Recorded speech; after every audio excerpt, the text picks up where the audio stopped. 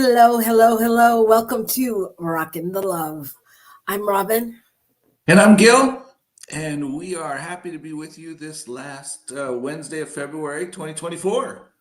We are so happy. I am so happy. We are, I am so happy. No, I really am so happy. Okay. Um, we are a married couple. If you haven't watched the show before, we are a married couple. However, we live apart. We live in two different states. I am in California. And I am in New Mexico, And where the so sun shines a lot, but the air gets cold. if you are going to quote that, that's an original quote, if you could say. All right. Well, anyway, so here we are. If you're joining us for the first time, we'd love it if you liked our page or checked us out on YouTube, social media, and join us and comment in the comments where you're from. Let us know you're out there. We are very excited for our show today. It is called Ageless Love. Yay! I'm a Yummy. hopeless romantic, so I like to think it's all ageless love, right? Well, I want to welcome Shay. Thanks for coming by again today. We're great to see you out there. Yay, Woo. Shay. Well, not only is Shay coming by, she apparently is my birthday mate. So she had a February birthday as well last week. I had a birthday this week. And so happy birthday, February Pisces. Yay. Okay, that's my thing. Okay, that's the birthday thing. Okay. Tell them what else you got. Tell them what you got for your birthday. COVID. I That's got it. It's my gift from the world. So if I'm a little loopy today, I got COVID. Yay. You know, whatever. Yeah. What do you do with that? It was, it's so interesting to be traveling. And we spent the last week traveling, going to South Carolina. And, on some level, I swear to you, I knew this was going to happen. Like when I went in the airport, I was like, oh, I didn't bring my mask. I was like, yeah, well, and I knew. I was like, okay. And then, yeah, someone at the conference we were at got COVID. And then we had the honor of doing a fireside chat, one of our New Thought Media shows on Friday night with our fabulous producer, Michael Mangus. And I sat down to do it, and I was like, my throat hurts. And there it was, big, bad COVID right there. So, yeah, it's okay. It feels like a cold. It's like, but you say COVID, and I feel like I have, the plague or something. It just sounds so heavy, but it's just a thing. It's just a thing. But you didn't feel very well on Friday night, Saturday. That was a bummer. But hey, we all made it. You made it home. I made it here. Everybody's safe. It's good. It's good. So last week we weren't. We did a repeat show, which we've only done two or three times. Um, but because we were at a conference and otherwise busy the whole week, it was very enlightening conference for the Centers for Spiritual Living. We had a lot of insights and challenges and all kinds of things. That was really good. Hi, Myrna. And we got to meet Myrna in person in Dallas. We did. Aha. Oh yeah, we should put up a picture. We did with that, which was so great. It was so fun. We had a layover in Dallas, and Myrna and her family rushed to the airport with lunch and her adorable child, and it was great. A good time was had by all. The Yes, award-winning Myrna. and it's so true. Oh, look, we have Rev Verona out there as well. It's All a right, Rev. day in the neighborhood. Um, yeah, Myrna, at the conference we were at, Myrna actually won an award. So congratulations. We have another award winner on our show today. So you'll be in good company. From a previous year. That's We right. have, yes, we have the award winning Laura Topper joining us today.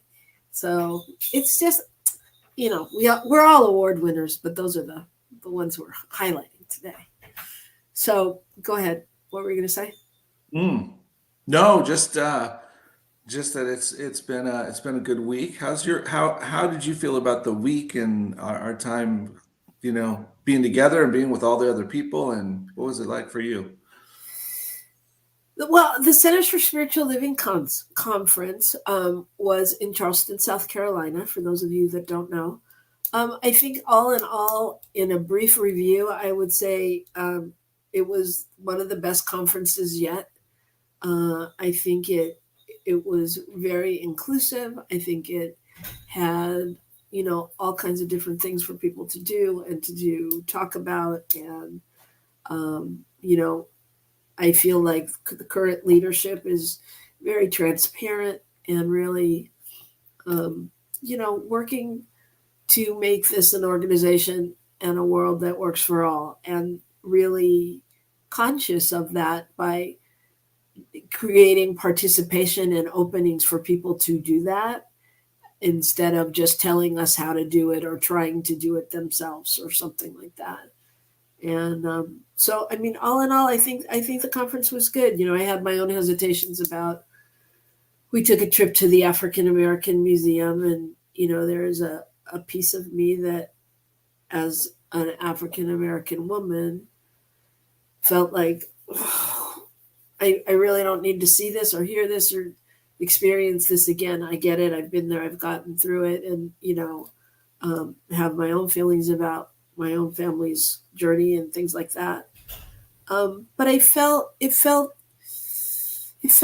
powerful and empowering to people, and I think it was coupled with the um, our presentation from the night before, where they had. Uh, can you explain what they had? Like a church group? Is it church group? The The Gilgamesh doing. Gilligichi, which is sort of a group of people which have kind of maintained a certain connection and created their own culture there in the lowlands of South Carolina. And so we had a woman that has come up in that and then studied a lot of the stuff and done music. And so she brought a choir with her, and they sang very well, relatively traditional type Christian songs.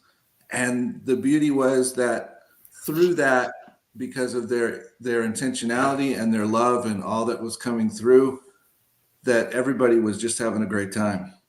It was great. It was beautiful. I mean, everybody was on their feet singing, praising Jesus. Which is not. I mean, that's great. I mean, if we're really going to talk about oneness and inclusion, but I mean, it was real. It was all real. It wasn't like a performance piece. Like, oh, look at those people. It was Oh, like we yeah. embodied the spirit, their spirit, right? Yeah, they didn't come to perform either. They came to share. Exactly. I mean, they were great performers in a certain way, but even she was very charismatic and all that, but they were just being themselves Yeah. and sharing that and talking a little bit about where this come from. It's primarily Africans that were transported here that kind of maintain this certain culture in that small area of South Carolina, which is all very interesting. I Right. wasn't aware of it at all, to tell you the truth. Yeah. So it was a great week. Unfortunately, um, yeah, I spent a lot of time at the conference, and when it was finally time, Gil and I were so intentional that we booked an extra day so we could relax and have time together and all of that. And boom, I got COVID. so that was kind of didn't happen in the way that we planned. And apparently, neither is this broadcast because I don't see him. So I'm going to just go on, and I'm going to tell you about this portion of our show, which is the good news. So I'm going to start the good news and hope that Gil will come back into the room. Um, but the good news portion is really where we talk about what's good in the world, because it's so easy to find what's not good and find people that want to talk about that. But there's also so much going on in the world that's good. So what I found was something that I think is just brilliant, and apparently it's gone on in Seattle, and but this is a story about a place in England. Yes, in honor of our guest today coming to us live from the UK. But it's about a story about in this dementia care home. There they opened it up to a preschool. So Hmm. there is a preschool along with the dementia care, and so the participants are I mean the elders that are there are living with them, painting with them, taking classes with them in the day, storytelling with them, doing all of that, which enhances their ability to stay present and to not move into dementia. Welcome back, Gil. Um, yeah, so that's my story. I think that's so great. I think it's so great. It's like it takes a village to raise a child, but in this case, the child is raising the village. So I just think it's so beautiful, and like such a good use of resources, because children also learn so much from their elders, and so many kids don't have their grandparents or any of that. So I can only imagine that it is a win-win for everyone, and the elders get to use some of their skills, like drawing and art and things that they've enjoyed along the years, or music and singing. And so I think it's a good full circle of resources. That's my Yeah, good news. it sounds very, at the conference, we talked a lot about diversity and equity and inclusion. And the thing about diversity is, and we know this from environments and all of that, that when the diversity increases, the overall health increases. And that's what you see there is you instead of compartmentalizing these times in life and these persons, you bring them together and allow the strengths of each to come together, and you get something totally new. Yeah. That's great. That's Yeah. great. Well, And you? I have a little story. Um, it actually reminded me of something I'd heard at a conference. It was a little bit different, but similar idea. Um, so recently, a woman who had been in a coma for 5 years in Rapids was came out of her coma, and she is now doing fine. However, her mother had been by her side, helping take care of her kids, being there with her for the last 5 years. And within the first short amount of time, she had an accident, a car accident, and went into a coma. They were telling her, the longer she's in the coma, the less likely anything's going to happen. And she's really not. You don't need to. We need to do something different. And your daughter's never going to really recover. um, and so she said to the nurse, "Don't ever say that to me again, and don't ever say that in front of my daughter." And she just continued knowing that her daughter just needed to be loved and cared for, and eventually, whatever the processes were in her body, they would catch up with that, and she would be okay. And that happened, but it took 5 years. That's dedication. It really is. And it's all about the principles we talk about. It's seeing beyond the appearance. It's beyond the appearance. Yeah, the appearance is pretty bleak in a situation like that. You know, but how cool that this mother had presence of mind to say, no, we're not going to go negative on this. We're going to stick to what's possible.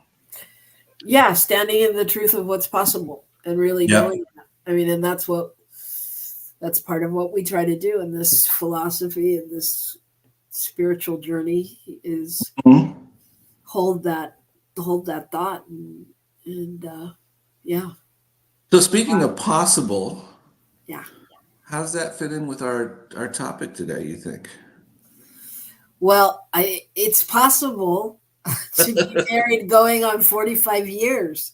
One of our couple, Wow. Susan and Christopher Brown from Oakland, California, has, you know, that's a long time. That's You a look long pained. time. Well, yeah, I am pained. Sometimes 45 minutes is a long time.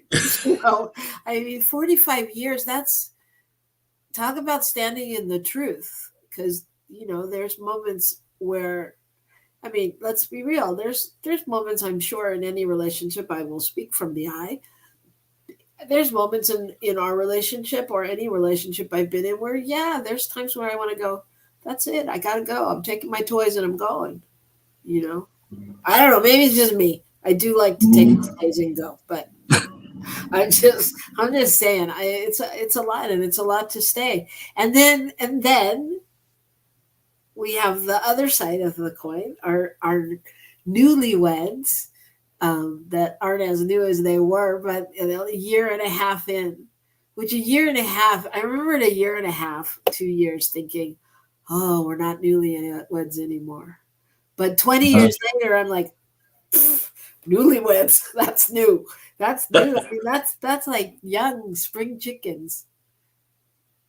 Well, and just note these are our friends Jason and Laura from the UK. So we have kind of a special treat today to have people from all different places hanging out with us. So, well, that's what we're about, global inclusion. So marriage is marriage. Wherever you are, join in, and we're going to come right back here in a few minutes and learn about this ageless love, some of the secrets maybe they'll let us in on, and see what happens. All right, so join us right back here on New Thought Media Network. Please help us say thank you to our organizational sponsors, including the Hefferland Foundation, Affiliated New Thought Network, International New Thought Alliance, Science of Mind Archives and Library Foundation, Center for Spiritual Living Denver, Center for Spiritual Living Midtown, New Thought Philadelphia, Planned Happiness Institute, Summit Center for Spiritual Living, One Heart Retreats, Center for Spiritual Living on the Lake, Unity Kitchener, Unity Spiritual Center Ottawa, Om Center for Spiritual Living, Satya Center, Begin Within Ministries, Center for Spiritual Living North Jersey, Unity of Savannah, and the Center for Spiritual Living Seattle, as well as all of our individual donors. Thank you for being part of the New Thought Media Network. Please like, share, and subscribe. New Thought Media Network, positively inspiring.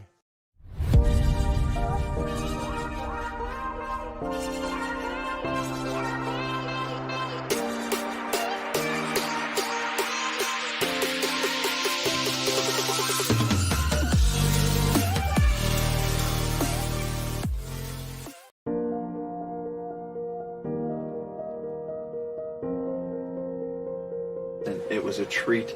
It was a bonding. It was a celebration of men. It was a celebration of men who want to deepen in their spiritual awareness of one another, of themselves. Welcome. We are a brotherhood of spiritually minded and open-hearted positive men. We invite you to join us.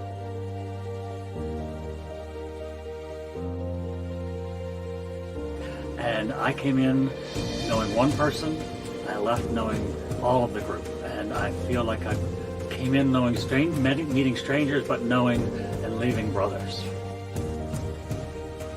Come experience the New Thought Men's Gathering, Foundations 2024. Friday, March 15th through Sunday, March 17th.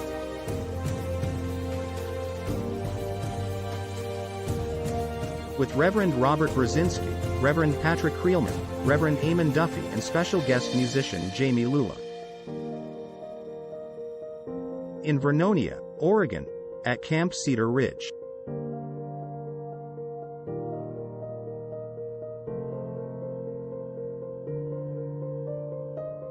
Learn more and register at www.newthoughtmens.community.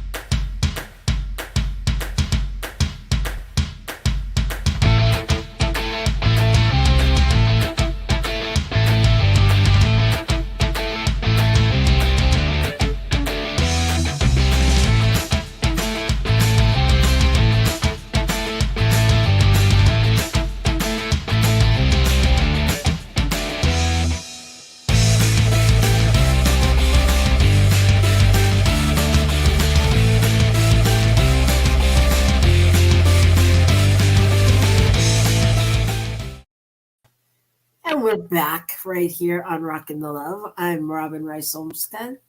And I am Gil William Olmsted, and I am truly happy to be with you today as we talk about ageless love.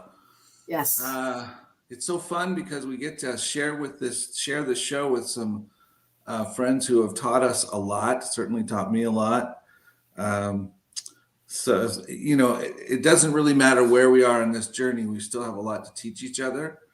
And at the same time, I think it's fun to sort of talk about being in relationships at different points. And so that's what we're going to get to do today. So, shall we bring some people on? Let's bring some people on. I agree with you. We could introduce them by saying that, you know, Susan is a yoga teacher and Laura is an amazing CEO of her own company and all those things. But we'll tell you about that during our talk, I think, because they're just so much more than that. So welcome. Welcome. And just so you know, Susan and Christopher are married, even though they're not in a box together. Yes, they have expanded beyond the box. That's right. Yes. Oh, And- thank you. Thinking Yeah, out of the but box. that starting point kind of tends to be the box sometimes, you know. But it's so much fun to be in there and cuddled up at first, and then when you get to be like Christopher and you turn into a badger, you know, it's probably safer for Susan to be a little in the other box. All right. So before we go too far, our thought for today's show is, you know, the end of February, we thought we'd come around to the topic of love and really look at people, like Gil said, that have inspired us and that are truly rocking the love. And we wanted to do the different extremes of that in marriage and partnership and what it takes. And I don't know, just see what comes up. Because I think there's a lot of wisdom and a lot of desire to hear from, you know, what's working and different things. So that said, oh, look who's here. We've got John out there and we've got our doula for grief out there. Hello, Bonnie. Hello, John. Thank you for joining us. So great to have you. So let's start. Let's just start with what do you all think is the key to a successful marriage, relationship, partnership? Any one of those you want to tackle? Well, I'll start by saying If I operate out of the past, it's a doomed relationship. That it's really important to see Susan this day rather than thinking of Susan 45 years ago and why isn't she? And it's like the comparison is so, it's like, and I have to work on dropping that comparison, because I think so much about relationship and where things get tough is I am expecting my partner to be a certain way. And that's not happening today. She is doing something else today, or I am doing something else today that is not what she expected. And so, giving ourselves the wiggle room for that, but also not being attached or married to the past and the past behavior, so that there's a bigger field in which to operate, because we will run around the field, and just in whatever we do. Yeah, thank you, Christopher. I think that's a really, really important point, for a number of reasons, but one of them is, as you said, not expecting someone to be, who we've already made them up to be before. And the other thing is, well, I guess maybe it's the same thing. It's whether that's positive or negative, it doesn't really matter. It still doesn't work. So whether we're holding on to something and holding a grudge against the other person, or whether we're just wanting to be something that they've grown into a new direction from, either way, doesn't really matter. Giving that space, that's powerful. Thank you. Yeah, that's very powerful. And I, as you're saying that, I would like to even just add, not only who giving them that space from who they've been or what where you're coming from, but sometimes, I don't know if I'm saying this right, but sometimes we're not judging them as who they are. It's our mother or our former wife or our whoever that's come into the relationship. So like really realigning and seeing the person anew, and really, I think that's really powerful. So speaking of persons anew, could I add to that? No, you can add to that. One of the old people, the ageless. Adaptability is really important, and being willing to listen, even if you don't want to hear what the other person is saying.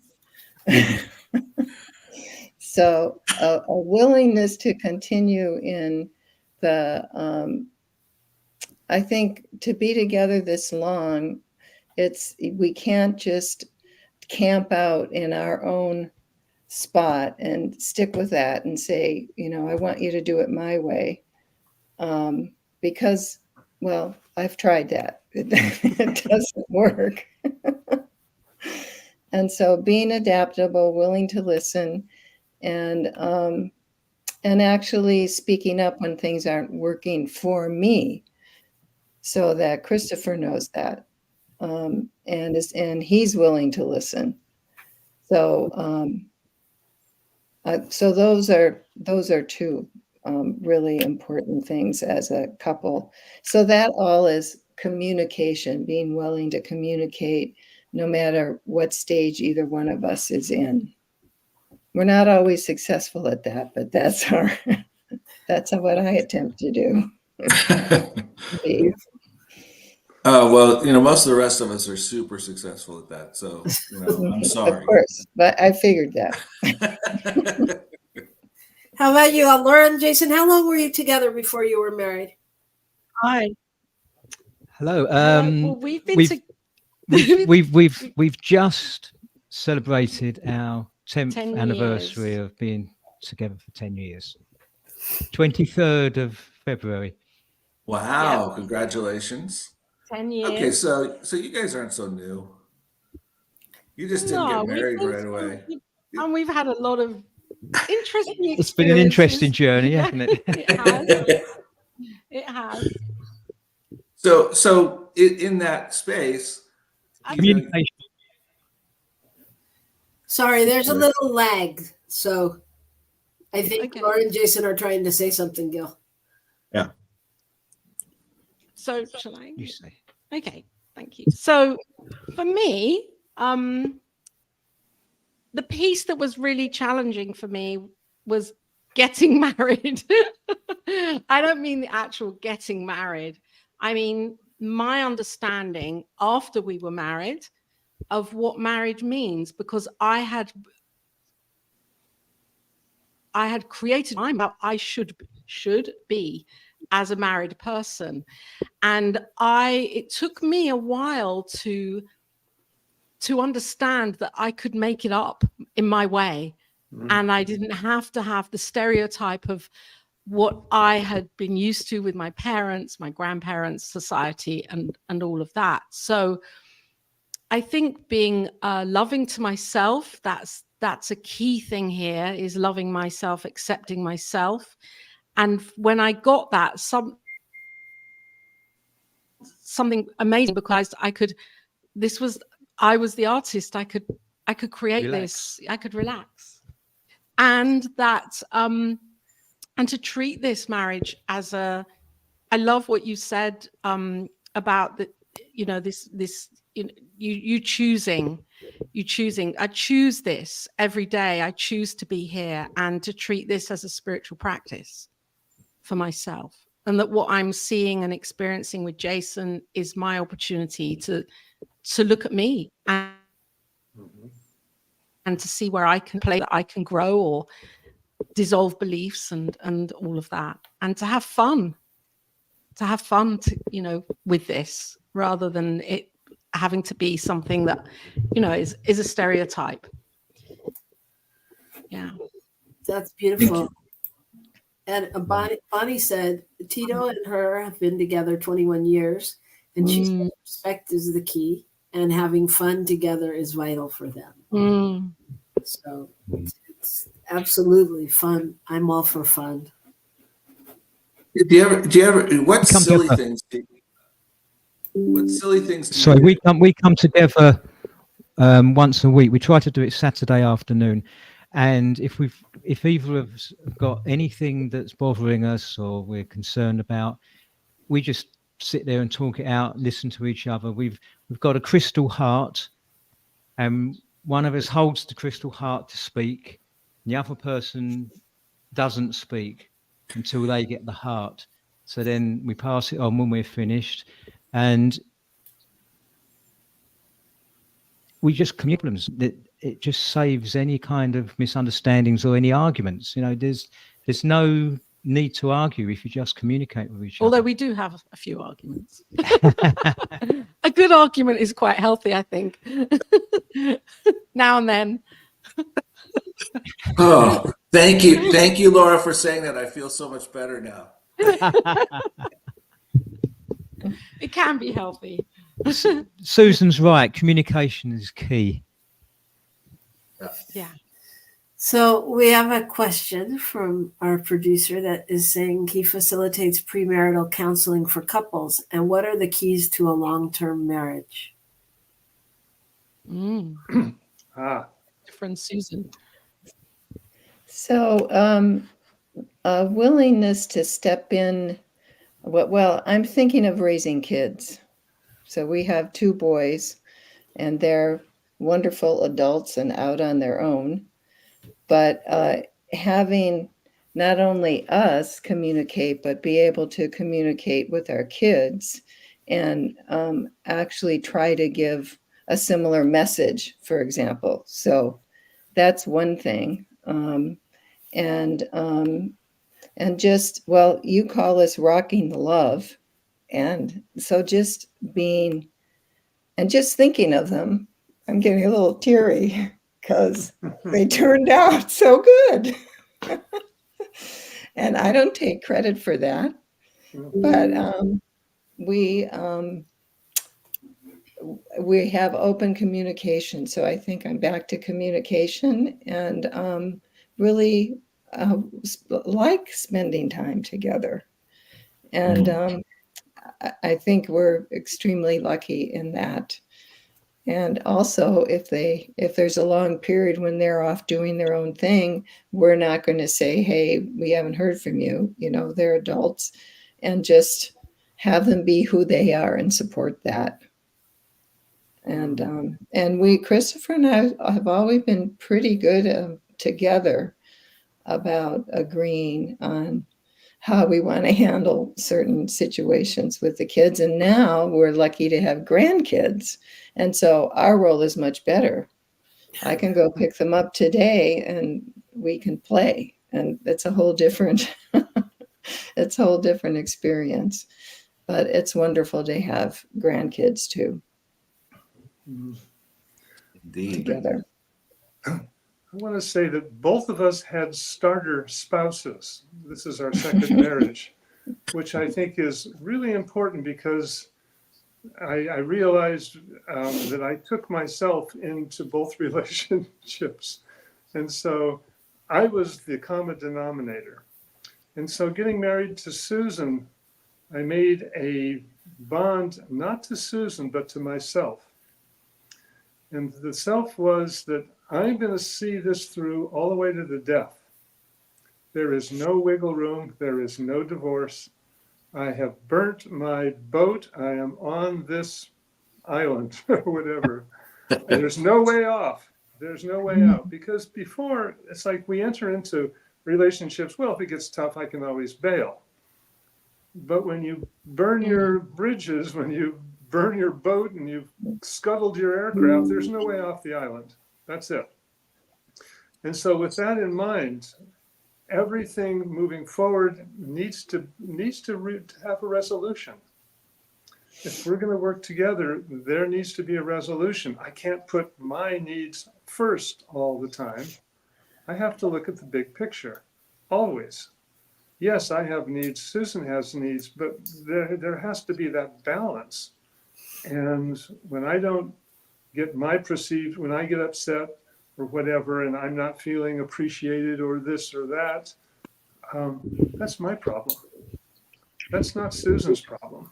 That's my problem. And I really have to take a look at how am I being right now? You know, how am I being? Am I being in the past? Am I being in expectation? Am I projecting my wanting Susan to be different onto her when that's not the case? And so I really have to come back to, this is always an inside job. And what am I demanding out of Susan that's making me so upset? I'm the one that's demanding it. I need to back off, buddy, and to let Susan be Susan and to kind of open it up again. And I might need help in that because I might be, you know, I just, and those are old patterns. Where we are right now, it's pretty easy. It really is pretty easy. We work as a team really, really well. Quick example of that was the cat had poop all over his butt this morning. I was going to mention that one. All over. And, you know, it's like, you know, Susan, we just, okay, let's do it. Boom. And out came the towels and into the sink and the cat's wow, and, you know, and everything's flying. But it was a team, an absolute team. And there was total trust. Oh, that's another thing I wanted to say is that there's total trust that whatever comes up, that we can work it out. And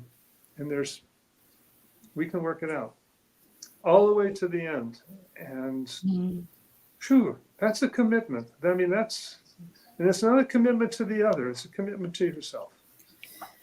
Beautiful. I think one of the key things you said is balance. And I think really finding the balance in all of that, because I think, and we may be differing of opinion on this, Christopher, but I think that there's a space where, yes, it's me, and yes, it's an inside job, and yes, I have to acknowledge that, but I feel as a partner that I'm also there to support and facilitate the transition for my partner with ease and grace, and also with an acknowledgement that whether it's right or wrong, just an awareness of what's happening. So if I see, Gil, well, let's just go with this week. If there's a moment where I ask Gil a question and he jumps down my throat, I'm like, okay, I get the backstory. I know he's triggered because I asked him a question that he doesn't have the answer to right there, and he feels like he's letting me down, and he should know this, and why don't I know it? You should know. I know the story because I've been there for 22 years. So I know his story, but I also know in that moment for me, it's important for me to speak my truth about how that lands and how that affects me, And so I think it's really finding that balance of like what Jason and Laura were saying too, of like, whether you sit down on Saturday and you have a conversation about the week and if something's come up, or, Susan was speaking to it a little too, the communication. It's being aware. Like one of the things that came up at the conference, and y'all will have heard this in many different ways, but somebody was talking about the process they use is called ouch and oops. And the person means that if a person comes to you and says, basically they're going to say, I have an ouch, and they're going to tell you this hurt my feelings, this affected me this way, this, whatever their experience is, whatever's going on for them. And then it's the other person's job to take the oops and say, oops, I never, I didn't know that it affected you that way, and to really recognize the situation. And it's not making anybody bad or wrong. It's more of an awareness, and so much of the time, like, I know y'all have heard me say this on the show before, I find myself going, Gil, I'm on your team. I'm not trying to do anything to you. I just want to know if you deposited the money in the bank or whatever. I mean, it's like, because it's never, to me, it never seems to be the reaction never seems to be in balance with the question. It's more of something that's going on personally. And I'm sure I do the same thing. I'm not picking on Gil. I'm just saying, coming to that place where we can really find that connection point to have a conversation where each of us has the opportunity to do the work, to do our own work, and to live into our own work, and possibly help us even realize what our work is to do. Does that make sense? Yeah, it's good. I feel also as you're speaking, what came to me was the word codependency. For me, having that constant, as much as I can, awareness to know who I am, to keep that, and for Jason also, so that our needs are spoken, not always met, and yet heard. And that I keep that sense of myself where I have that knowing of who I am and what I'm doing, without feeling it has to be because of Jason, or that for Jason it has to be because of me. So maybe that might come into the realm of boundaries and getting and staying that I am. Jason staying in that knowing of who he is. Beautiful. Beautiful. We've lost Gil. Lost Gil. It's too much for him.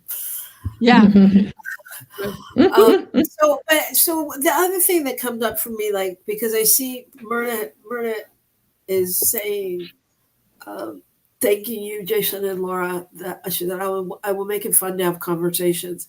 I like the idea to check in. I will delete the story that I am in trouble because I just realized this comes from childhood experiences.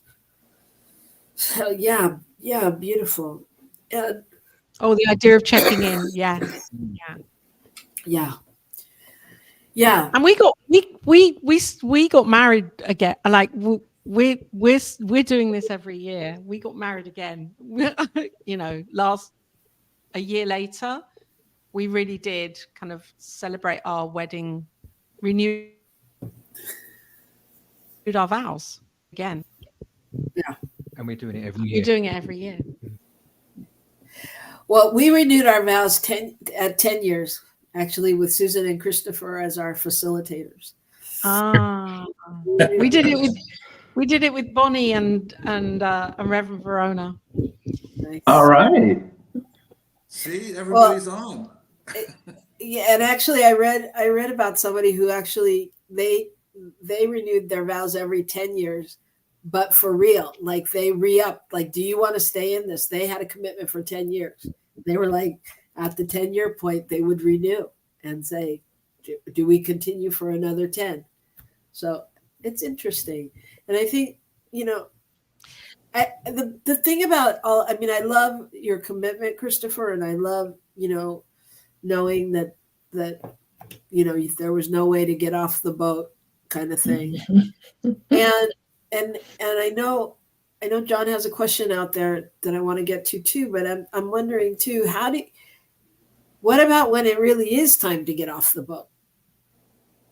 I mean, like, how do you know, like, when you've either outgrown the situation or, like when you really, should we always try to live into it? Or is there a time where we go, you know what, this has taught me up until now, and it's in both of our interests to go our separate ways? Well, for me, and also Christopher, I did that with my first marriage, and although I don't think I did it super consciously, I should say, because I wasn't really into the spiritual sort of kind of thing that I am in now, where I'm really looking at, well, what's the truth? But I still knew that it was over, and so did he. So actually, it ended up being that we talked to each other, and we just decided, okay, he was already going out with somebody else, so that was an obvious sort of thing. But like, okay. But I really looked at it and I said, well, we got married really young, and it's fine. It wasn't really fine. It was, I can't say it was wonderful, but it was one of the best things that I've ever done, to just say, okay, all right, well, we're going to split up. That's what you want. I'm not going to do anything. We luckily didn't own too many things together, so it was pretty easy that way. And just be willing to face, I have no idea what's next. That was probably the most scary part. Not letting him go, but going, oh my God, who am I going to be now? Right. It's like, well, it's like what Christopher said, like, wherever you go, there you are. It's there, but there I was there, still there. So yeah. Mm-hmm. And I ended up actually starting a new teaching job, and had a wonderful support system, as it turned out. That was unexpected, but very well appreciated during that time. I think Laura and Jason are trying to talk. Are you trying to talk? Oh, no, I wondered if Jason had anything to say. It's really interesting, this part of the conversation. For me, I want to remember that I'm always at choice, and Jason is always at choice. Really embodying that, then I know in my heart that I'm not taking this for granted. Because it could be easy for me to say, yes, this is forever. Yes, this is, on a soul level, it is. And on a physical level, that's how I want it to be in my heart, that we're together forever. And that we're both always at choice. And so that removes it adds in kind of okay, it allows me to question it. Is this what I want? Mm-hmm. And I want this. rather than taking Jason for granted or myself for granted. You know what's interesting is I hear both sides, and Christopher described it as, you know, you burnt the boat, you're stuck on the island, this is it. And the other side is I'm always at choice. But I think those are just two really different ways of kind of looking at the same thing. It's acknowledging that I'm here, and as long as I'm here, I'm making this choice to be here. I'm, you know. Yes. So I was the, yeah. Yeah. Yeah. I think go ahead. Go ahead, Jason. I think what Christopher said right at the beginning about expectation and wanting Susan to be a certain way or looking back at the past. I think that's an important thing. For me, I'm always very aware of allowing Laura to be herself. Allowing her to be what I was talking about. Making sure that I'm aware that I can't expect Laura to be something else. I'm completely in the same ball court with Christopher on that. And it's allowing Laura the space and myself the space to express ourselves in the way we need to feel that we're living our own life, even though we're together. We're not one person. So that's crucial. That's key for me, and that keeps it fresh, living in the present moment. Beautiful. Absolutely. I think we need to. Oh, go ahead. No, go ahead. I think we need to take a look at the different stages, where it's the coming together, it's the procreation, it's the kids, the raising the kids, and so on, and then it's the sannyasin or the spiritual exploration years, somewhere in the 60s and beyond, is where what marriage serves as a purpose has really morphs many times. And at this stage, it's more like harmonious family living, where families, it's like where you enjoy going to Costco together, or cleaning up the cat poop, or playing with the grandkids, and doing those kinds of things. And it's also knowing that as we age, one of us will become infirmed, or both of us, or how does that play out? And the idea of when the going gets tough, is it in sickness and in health? And that's what I mean by you can't get off the island. That my commitment to Susan is is to be there to the very end, and not knowing when that might be. I just lost my brother here a month ago. And this is not far from my mind every day.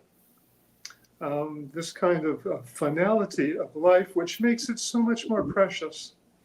And so it seems like an annoyance when I step back just for a moment is not an annoyance, but kind of an endearing quirk that Susan has that I appreciate and love her for. And my brother could be annoying, but I miss that annoyingness. You know what I mean? Yeah. So letting go of all of the small stuff,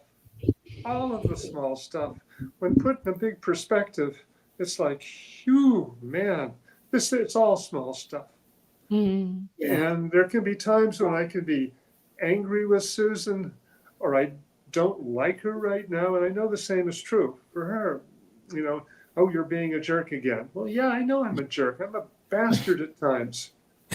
I own that. And at the same time, that does not diminish my love for Susan or my devotion to her all the way to the end. And this is merely ripples on this pool of love. And I don't even know what that word means. Beautiful. Thank you so much. That's wow. Yeah. And I can't believe our time is up. That was like way too just getting started. Right? Just getting started. But I'm so honored to be able to say that I had the Badger breakdown on my show. Mhm. Thank you so much, Christopher. Wow. Really quickly. John has asked, what are your love languages? And I would love to, and what do you love that your partner does for you? Or I would even add, what would you like your partner to do for you? But share really quick, just go around and say, what do you think? Is it? Yeah, we did the test. Okay. Words. Go, Jason. Sorry, I don't understand what's happening. Do you remember you did the test for the love languages? No. We did it together. He doesn't even remember the No. test. What do you think your love languages? That's you okay. didn't do That's telling in itself. Yeah. Yeah, what do you You're fluent in all languages. Feed your me. love language? Oh yeah, I remember now. Now Yeah, you it was remember. touch. Yeah, touch. Okay. Touch. Touch. I say fun. Tactile. Yeah, Fun. yeah, I'd say fun. Have fun. Fun. Have Fun fun and and food. spread love. That's what you. Nice. All right. And you, Gil, what do you say? What do I say? Oh, I like words of praise. That's right. Yeah, that's right. What about you? I like it all. You're amazing. Touch me when you're giving me presents and praise me. Yeah. That's me. All right. So everybody, thank you so much. I'm so, as we end this month, I'm so happy to have had my friends here and just move into the next month with like such powerful thoughts. And yeah, I don't know. I just thank you all for rocking the love and being who you are in the world, and really teaching us just by showing up and being who you are. I so appreciate you.